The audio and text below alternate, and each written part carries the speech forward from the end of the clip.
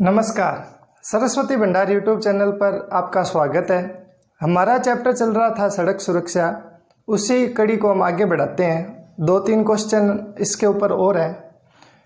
तो next question है, एक बस स्टैंड से, ये जैसे मान लो बस स्टैंड है, इस बस स्टैंड से स्थान ए के लिए, तो ये मान लो ए स्थान है और ये हमारे पास है बी स्थान। बस स्टैंड से स्थान ए के लिए 3 टिकट, तो इसके लिए हमने कितनी टिकट खरीदी? 3। और स्थान बी के लिए कितनी टिकट खरीदी? 4। इसके लिए हमने कितनी टिकट खरीदी? 4 टिकट, ठीक है। और इसके लिए हमने कितनी खरीदी? 3। और हमारे कितने रुपए लगे? 67 रुपये लगे। अब बात आती है कि इसी बस स्टैंड से एक चित्र और बना लेते हैं। इसी बस स्टैंड से ए के लिए 3 टिकट और बी के लिए 5 टिकट लेने पर 77 रुपये लगते हैं, 77 रुपये लगते हैं। तो वो कहता है कि बस स्टैंड से बी तक का किराया ज्ञात करो, मतलब बस स्टैंड से बी का कितना किराया लगेगा। तो मैं आपको एक बात बता दूं कि जो चीज़ ज्ञात करनी होती है उसको हमें मानना पड़ता है। तो मैंने इसको मान लिया कि माना कि बस स्टैंड से ए का किराया x रुपये और बस स्टैंड से बी का किराया कितना रुपये? y रुपये। इसी प्रकार इस बस स्टैंड से ए का किराया x रुपये और ये भी कितना हो जाएगा? y रुपये। अब आप बात बताओ कि एक टिकट यदि x रुपये में मिलती है तो 3 टिकट के कितने रुपए हो जाएंगे? तो 3 को x से गुणा हो जाएगा, 4 को y से गुणा करेंगे तो ये रुपए आ जाएंगे। इन दोनों का जोड़ बराबर हो जाएगा 67 के। तो इसमें हमें क्या करनी है? समीकरण बनानी है। तो मैं एक बार मान लेता हूं, माना बस स्टैंड से ए का किराया x रुपये, ठीक है, और इसी बस स्टैंड से जो बी है उसका किराया कितना है? y रुपये मान लिया।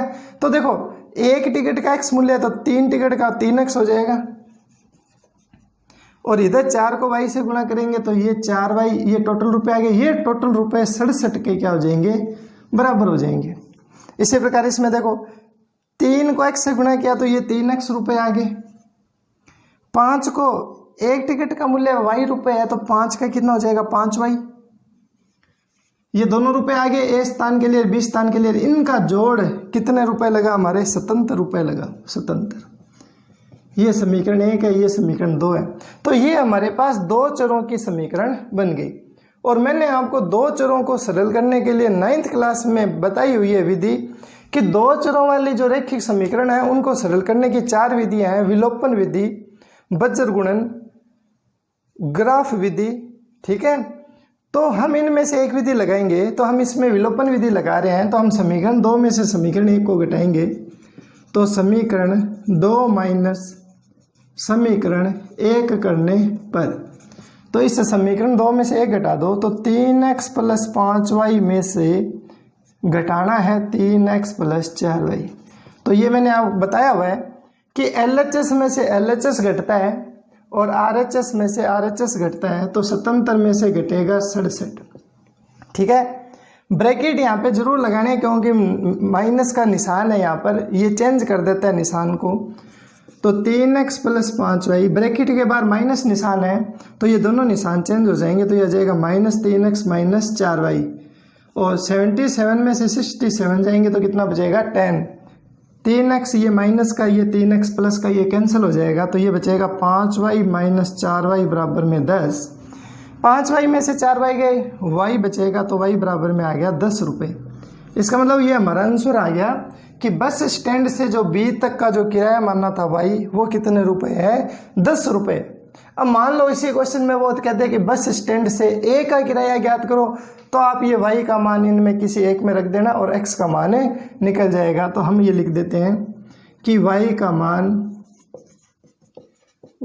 मान समीकरण 1 में रखने पर, 1 में रख दो तो यहाँ रख दो, तो 3x + 4, y का मान है 10 बराबर में 67। 3x बराबर में 3x + 4 को 10 से गुणा करेंगे तो ये कितना हो जाएगा 40। ठीक है,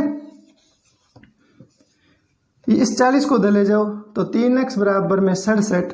ये 40 पक्षांतरण के द्वारा उधर जाएगा तो ये बन जाएगा माइनस में 40, और 67 में से 40 घटाओगे तो कितना बचेगा, ये बच जाएगा आपके पास 27।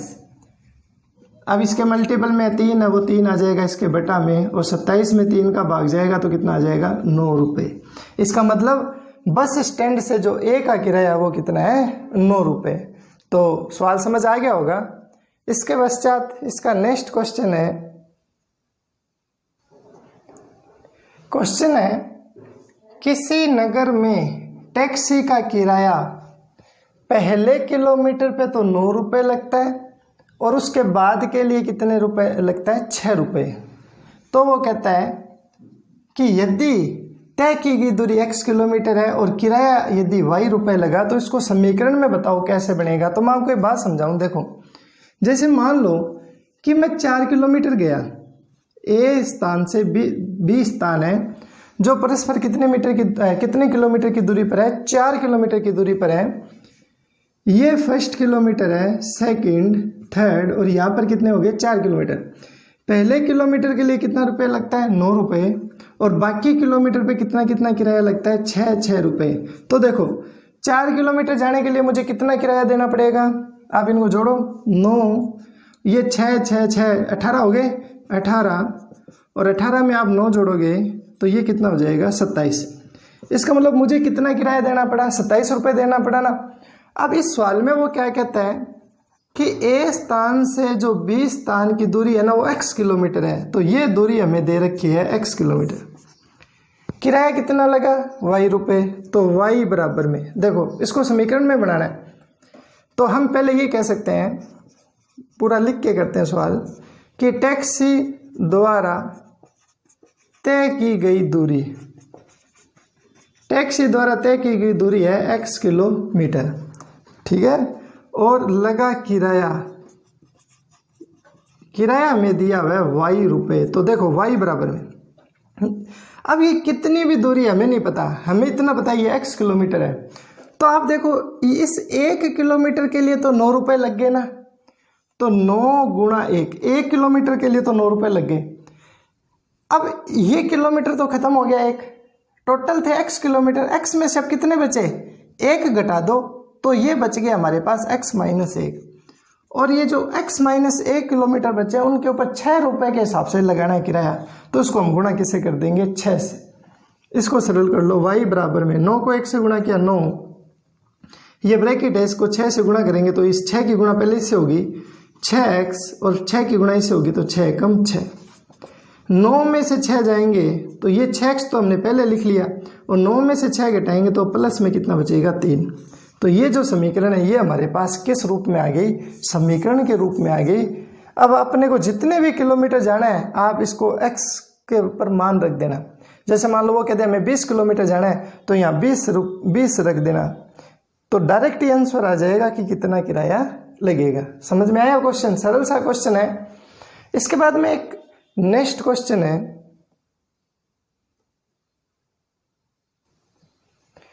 कुछ क्वेश्चन वेन डायग्राम के ऊपर आधारित आ सकते हैं। जैसे मान लो कोई पोल्यूशन का है, या फिर हम कह सकते हैं कि कटे हुए चालान टाइप का क्वेश्चन है, तो वेन डायग्राम के ऊपर भी हमारे कुछ क्वेश्चन आ सकते हैं, तो हमें वो भी ध्यान से समझने हैं। तो ये क्वेश्चन है देखो कि इसमें यूपी में 144 डिग्री चालान कटे किसी सन में, राजस्थान में 36 डिग्री जितने चालान कटे, एमपी में 54, हरियाणा में 54 डिग्री, और हिमाचल में 54 और हरियाणा में 72 डिग्री चालान कटे। अब उसने कहा कि कुल वाहन 72 लाख हो, ये टोटल जो है वो कितना है 72 लाख है, और जो हमें प्रत्येक राज्य का जो डिस्ट्रीब्यूशन दे रखा है कि किसके कितने कितने कटे, तो 72 लाख में से 144 डिग्री यूपी का, 36 डिग्री राजस्थान का, एमपी का 54, हिमाचल का 54 और हरियाणा का 72 कटा। तो वो कहता है कि मध्य प्रदेश में कटे चालान की संख्या और राजस्थान में कटे चालान की संख्या में कितना अधिक है। एक तो हमें ये निकालना है। अब आप देखो हिमाचल में मध्य प्रदेश में देखो 54 है और राजस्थान में 36 है, इसका मतलब यहाँ चालान ज़्यादा कटे, तो वो हमें उत्तर निकालना है कितना आएगा। एक वो कह रहा है कि हरियाणा में कटे चालान की संख्या भी बताओ कितनी आएगी। तो मैं बता दूं आपको कि हमें कुल वाहन कितने दे रखे हैं, तो हमें दे रखा है कुल वाहन मतलब जिनके चालान कटे हैं, कुल वाहन है 72 लाख। ठीक है, 72 लाख थे, उसको हमने इस डिजिट में लिख लिया 72 लाख। अब आप एक बात बताओ कि जैसे ये डायग्राम है, ठीक है, और इस बिंदु के चारों तरफ बने ये कोण कितने होते हैं, 360 डिग्री होते हैं ना। तो 360 डिग्री में 72 लाख जो है वो वाहन है जिनके चालान कटे हैं। तो 1 डिग्री में कितना हो जाएगा, तो ये 360 का इसमें भाग लग जाएगा। ठीक है, तो ये हो जाएगा 360, मतलब 1 डिग्री में इतने चालान कटे। ये 360 बटे में आ गया, तो 1 डिग्री में कितने चालान कटे, इतने कटे। तो हम क्या करते हैं, पहले राजस्थान में कटे चालान की संख्या निकाल लें और फिर एमपी के निकाल लें और एमपी में से राजस्थान घटा देंगे ना, तो हमारे पास इनका अंतर आ जाएगा कि कितना अधिक है। तो सबसे पहले हम लिखते हैं कि राजस्थान में कटे चालान की संख्या। अब देखो कितने डिग्री था, 36 था। 1 डिग्री में इतना है, 1 डिग्री में 72 लाख बटा 360 है और हमें चाहिए कितना, 36 में, तो यहाँ कितना आ जाएगा 36। 1 डिग्री में यदि इतना है तो 36 डिग्री में कितना होगा, तो ये हमारे पास ये बन जाएगा 36, इसको गुणा हो जाएगी। ये शून्य से ये शून्य कैंसिल, 36 से ये 36 कैंसिल, तो ये हमारे पास आ गया 72 4 शून्य। ठीक है, 7,20,000। इसका मतलब राजस्थान में जो चालान कटे हुए हैं 7,20,000 चालान कटे हैं। उसके पश्चात आते हैं मध्य प्रदेश में कटे चालान की संख्या। अब मध्य प्रदेश में कितने कटेंगे, तो 72 लाख बटा 360 गुणा, ये देखो कितना परसेंट है, 54 है ना, मध्य प्रदेश में 54 है, तो इसको 54 से क्या हो जाएगी, गुणा हो जाएगी। मतलब 1 डिग्री में यदि इतना है तो 54 में कितना होगा, तो 54 से गुणा हो जाएगी। सरल करो, ये इससे कैंसिल। ठीक है, 36 का भाग 72 में कितनी बार जाता है, 2 बार जाता है। ये 4 शून्य ऐसी कैसी आ जाएगी।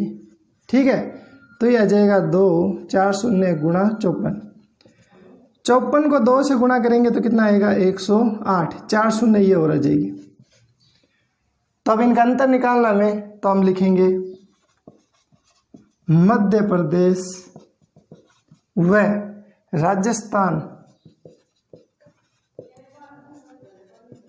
राजस्थान में कटे चालान की संख्या।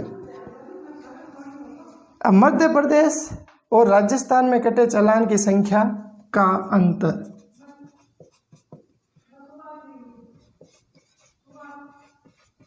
इसमें से माइनस कर देंगे ये। ठीक है, तो ये कितना हो जाएगा, घटा दो इसको। 108,0,0,0,0 में से घटाना है, ये घटाना है, घटा दो। 0,0,0,0, 8 में से 2 गए 6, 10 में से 7 गए 3, तो ये आ जाएगा 36,000, 3,60,000। इसका मतलब इनके बीच का अंतर कितना है, 3,60,000 इनका अंतर आ जाएगा। ठीक है, अब बात करते हैं, इसका सेकंड क्वेश्चन है कि हरियाणा के कटे चालान की संख्या याद करो। तो यहाँ राजस्थान की जगह हम लिखे देंगे हरियाणा। तो हरियाणा के अंदर देखो कितने डिग्री है, 72। ठीक है, तो यहाँ 36 की जगह कितना हो जाएगा, 72 डिग्री हो जाएगा। अब इसको सरल कर लो, वही हमारा क्या हो जाएगा, आंसर हो जाएगा। देखो क्या आएगा, 1 शून्य से 1 शून्य कैंसिल, 36 का भाग इसमें 1 बार और 36 का भाग 72 में 2 बार, तो 72।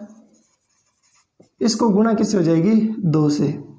तो ये 4 शून्य है, गुणा कर दो, 2 दूनी 4, 7 दूनी 14, तो ये हमारे पास आ जाएगा चालानों की संख्या 14,40,000 चालान कटेंगे। ठीक है। अब कई बार क्वेश्चन आ जाता है कि वाहनों में चालान कटने के क्या क्या संभावित कारण है। तो वाहनों में चालान कटने के कई संभावित कारण है। तो वो पेपर में इस तरीके से आ सकता है कि चालान कटने के कोई 2 कारण लिखे। तो देखो सिंपल सी बात है, सभी को पता है कि चालान कैसे कैसे कटते हैं। एक तो तेज गति से वाहन चलाना, 2 नंबर हेलमेट ना पहनना, 3 नंबर शराब पी के गाड़ी चलाना, 4 नंबर गाड़ी में सीट बेल्ट ना पहनना, ठीक है ना, और पीयूसी ना बनाना तो भी चालान कट जाता है, रफ ड्राइविंग करना उसमें भी चालान करता है। तो बहुत से कारण है ना, सब का हमें पता चलना चाहिए। बाईं ओर गाड़ी हमेशा बाईं ओर चलाना, तो चालान कटने के हमें कोई भी 2 संभावित कारण पूछेंगे तो उसके बारे में हमारा एक छोटा प्रश्न बन सकता है कि कोई 2 संभावित कारण लिखें। तो मैंने आपको लगभग सड़क सुरक्षा से काफ़ी सवाल करवा दिए हैं। तो आप यदि आपको ये वीडियो शेयर और अच्छी लग रही है तो आप इसको ज़रूर स्टूडेंट के साथ शेयर करें और अपने दोस्तों के साथ शेयर करें। और यदि आपने अभी तक मेरा चैनल सब्सक्राइब नहीं किया तो आप इसको ज़रूर सब्सक्राइब करें। धन्यवाद।